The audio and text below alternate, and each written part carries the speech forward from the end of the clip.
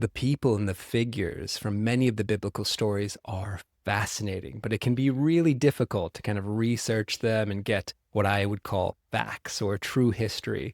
And so when I get asked about what is the best way to kind of study and understand many of these figures from the Bible and the biblical stories, is to look at three things. Really look at their name, more than just the kind of English name that we find today, but go back in time and find their original Aramaic name.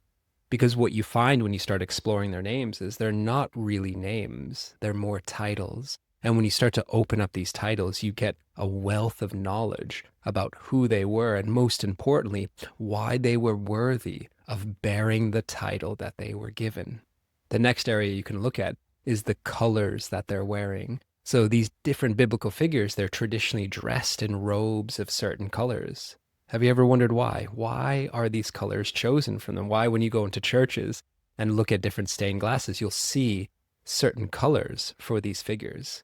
Well, the colors also tell a story. And so when you start to look at the color or colors that these biblical figures are dressed in, that they're clothed in, here's another space where you can open up more of their story.